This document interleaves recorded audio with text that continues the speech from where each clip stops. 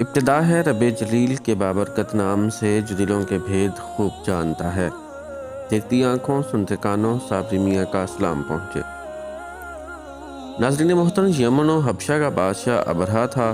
اس نے شہر صنعاء میں ایک گرجا گھر بنایا اور اس کی خواہش تھی کہ حج کرنے والے بجائے مکہ مکرمہ کے صنعاء میں آئیں اور اسی گرجا گھر کا طواف کریں اور یہیں حج کا میلہ ہوا کرے۔ عرب خصوصاً قریشیوں کو یہ بات بہت شاق گزری، چنانچہ قریش کے قبیلہ بنو کنانہ کے ایک شخص نے آپس سے باہر ہو کر صنعاء کا سفر کیا اور ابرہہ کے گرجا گھر میں داخل ہو کر پیشاب پخانہ کر دیا اور اس کے در و دیوار کو نجاست سے آلودہ کر ڈالا۔ اس حرکت پر ابرہہ بادشاہ کو بہت طیش آیا اور اس نے کعبہ معظمہ کو ڈھا دینے کی قسم کھا لی۔ اس ارادہ سے اپنا لشکر لے کر روانہ ہو گیا۔ اس لشکر میں بہت سے ہاتھی تھے اور ان کا پیشرو ایک بہت بڑا کوہ پیکر ہاتھی تھا جس کا نام محمود تھا۔ ابرہہ نے اپنی فوج لے کر مکہ مکرمہ پر چڑھائی کر دی اور اہل مکہ کے سب جانوروں کو اپنے قبضے میں لے لیا، جس میں عبد المطلب کے اونٹ بھی تھے۔ یہی عبد المطلب جو ہمارے حضور خاتم النبیین صلی اللہ علیہ وآلہ وسلم کے دادا ہیں، خاندان کعبہ کے متولی اور اہل مکہ کے سردار تھے۔ یہ بہت ہی رعبدار اور نہایت ہی جسیم و باشکوہ آدمی تھے۔ یہ ابرہہ کے پاس آئے۔ ابرہہ نے ان کی بہت تعظیم کی اور ان کے آنے کا مقصد پوچھا تو آپ نے فرمایا کہ تم میرے اونٹوں کو مجھے واپس دے دو۔ یہ سن کر ابرہہ نے کہا کہ مجھے بڑا تعجب ہو رہا ہے کہ میں تو تمہارے کعبہ کو ڈھانے کے لیے فوج لے کر آیا ہوں جو تمہارا اور تمہارے باپ دادا کا ایک مقدس و محترم مقام ہے۔ آپ نے اس کے بارے میں کچھ بھی مجھ سے نہیں کہا، صرف اپنے اونٹوں کا مطالبہ کر رہے ہو۔ حضرت عبد المطلب نے فرمایا کہ میں اپنے اونٹوں ہی کا مالک ہوں، اس لیے اونٹوں کے لیے کہہ رہا ہوں، اور کعبہ کا جو مالک ہے وہ خود اس کی حفاظت فرمائے گا، مجھے اس کی کوئی فکر نہیں۔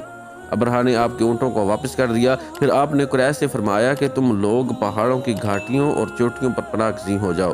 چنانچہ قریش نے آپ کے مشورہ پر عمل کیا۔ اس کے بعد حضرت عبد المطلب نے کعبہ کا دروازہ پکڑ کر بارگاہ الہی میں کعبہ کی حفاظت کے لیے خوب رو رو کر دعا مانگی اور دعا سے فارغ ہو کر آپ ابھی اپنی قوم کے ساتھ پہاڑ کی چوٹی پر چڑھ گئے۔ ابرہہ نے صبح تڑکے اپنے لشکروں کو لے کر کعبہ مقدس پر دھاوا بول دینے کا حکم دے دیا اور ہاتھیوں کو چلنے کے لیے اٹھایا، لیکن ہاتھیوں کا پیشرو محمود جو سب سے بڑا تھا وہ کعبہ کی طرف نہ چلا۔ جس طرف اس کو چلاتے تھے چلتا تھا، مگر مکہ مکرمہ کی طرف جب اس کو چلاتے تھے تو وہ بیٹھ جاتا تھا۔ اتنے میں اللہ تعالیٰ نے سمندر کی جانب سے پرندوں کا لشکر بھیج دیا اور ہر پرندے کے پاس 3 کنکریاں تھیں، جو پنجوں میں اور ایک چونچ میں۔ ابابیل کے اس لشکر نے ابرہہ کی فوجوں پر اس زور سے سنگ باری کی کہ ابرہہ کی فوج بدحواس ہو کر بھاگنے لگی، مگر کنکریاں کو چھوٹی چھوٹی تھیں، لیکن وہ قہر الہی کے پتھر تھے کہ پرندے جب ان کنکریوں کو گراتے تھے وہ سنگریزے وہ فیل سواروں کے خود کو توڑ کر سر سے نکل کر جسم کو چیر کر ہاتھی کے بدن کو چھیدتے ہوئے زمین پر گرتے تھے۔ ہر کنکری پر اس شخص کا نام لکھا تھا جو اس کنکری سے ہلاک کیا گیا۔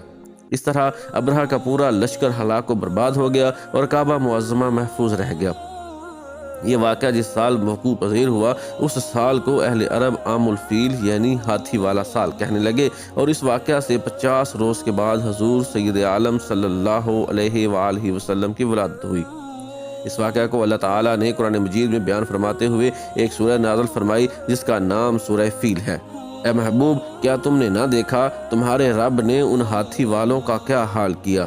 کیا ان کا داؤں تباہی میں نہ ڈالا اور ان پر پرندوں کی فوجیں بھیجیں، انہیں کنکر کے پتھروں سے مارتے انہیں کر ڈالا جیسے کھائی کھیتی کی پتی۔